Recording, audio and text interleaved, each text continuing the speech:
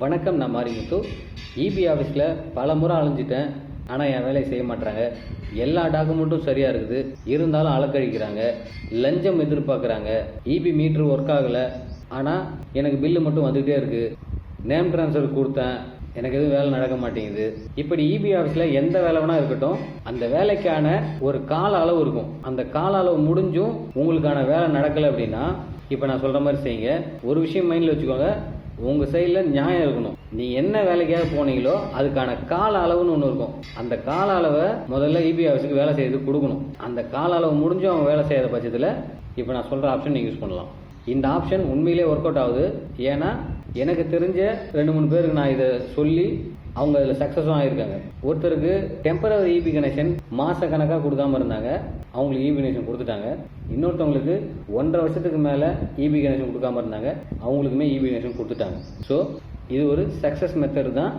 இந்த வெப்சைட்டோட லிங்க்கு டிஸ்கிரிப்ஷனில் தரேன், யூஸ் பண்ணிக்கோங்க. கன்சியூமர் கிரீவன்ஸ் ரெட்ரஸல் ஃபார்ம், இதை கிளிக் பண்ணுங்க. ரைட் சைடில் 3 ஐகான் இருக்கு பாருங்க, அதை கிளிக் பண்ணுங்க. பெட்டிஷன் என்ட்ரி, இதை கிளிக் பண்ணுங்க. உங்கள் பேர், communication address, mobile number, email address, நீங்கள் எந்த சர்க்கிளில் இருக்கிறீங்க, கேட்டகரி ஆஃப் கம்ப்ளைண்ட், இதுலேயே நியூ சர்வீஸ் ஹெச்டியா, நியூ சர்வீஸ் எல்டியா, இல்லை எக்ஸிஸ்டிங் சர்வீஸ்லேயே ஏதாவது பிரச்சனை இருந்தால் அதுவா, இல்லை குவாலிட்டி ஆஃப் சப்ளையில் ஏதாவது பிரச்சனை இருக்கா, இல்லை அதர்ஸ். இப்படி உங்களுக்கு என்ன பிரச்சனையோ அதை கரெக்டாக இதில் சூஸ் பண்ணுறங்க. ஒருவேளை இந்த 4 ஆப்ஷனில் உங்கள் பிரச்சனை இல்லை அப்படின்னா அதர்ஸ்ன்றதை சூஸ் பண்ணிங்க. கம்ப்ளைண்ட் சப் கேட்டகரியில் உங்களுக்கு என்ன பிரச்சனையோ அதை சூஸ் பண்ணிங்க. ஒருவேளை இந்த கேட்டகரிலையும் உங்கள் கம்ப்ளைண்ட் மென்ஷன் ஆகலை அப்படின்னா அதர்ஸ்ன்னு போட்டுங்க. ஒருவேளை லஞ்சம் கேட்டாங்க, லஞ்சம் வாங்கியிருந்தாங்க அப்படின்னா பிரைப் டேட், அந்த டேட் போட்டுங்க, பிளேஸ் போட்டுங்க. உங்ககிட்ட யார் பிரச்சனை பண்ணுறது, அதாவது யார் உங்கள் வேலையை தாமதப்படுத்துகிறாங்களோ அது யாருன்னு சூஸ் பண்ணிங்க. உங்கள் ஏரியாவோட பேர் சூஸ் பண்ணிங்க. டிஸ்கிரிப்ஷனில் உங்கள் பிரச்சனை என்னவோ அதை ஷார்ட்டாக டைப் பண்ணுங்கள். இந்த கம்ப்ளைண்ட்டு ரைஸ் பண்ணுறதுக்கு முன்னாடியே ஒரு வெள்ளை பேப்பரில் கம்ப்ளைண்ட் ஃபார்மெட் எழுதிங்க.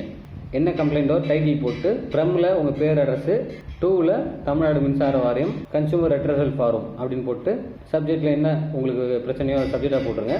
ரெஸ்பெக்டட் சார் அப்படின்னு போட்டு உங்களுக்கு என்ன பிரச்சனையோ என்ன நடந்ததோ அதை எழுதிட்டு கீழே டேட்டு, பிளேஸு, உங்கள் பேர், சிக்னேச்சர் போட்டுருங்க.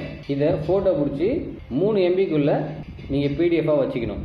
ஏன்னா இந்த டிஸ்கிரிப்ஷனில் 700 வார்த்தைக்கு மேலே போட முடியாது. ஸோ நீங்கள் ஒரு லெட்டராக டைப் பண்ணியோ இல்லை எழுதியோ அதை பிடிஎஃபாக வச்சுக்கிட்டீங்க அப்படின்னா இதை சூஸ் பண்ணி அப்லோட் பண்ணிக்கலாம். சப்மிட் பண்ணிட்டீங்க அப்படின்னா கண்டிப்பாக உங்களுக்கு வேலை நடக்கும். இந்த கம்ப்ளைண்ட் கொடுத்தீங்கன்னா அதிகபட்சம் ஒரு 2 வாரத்துலேருந்து 3 வாரத்துக்குள்ளே உங்களுக்கு அழைப்பானை வரும். இபி தரப்பையும் உங்கள் தரப்பையும் கூட்டு விசாரணை பண்ணுவாங்க.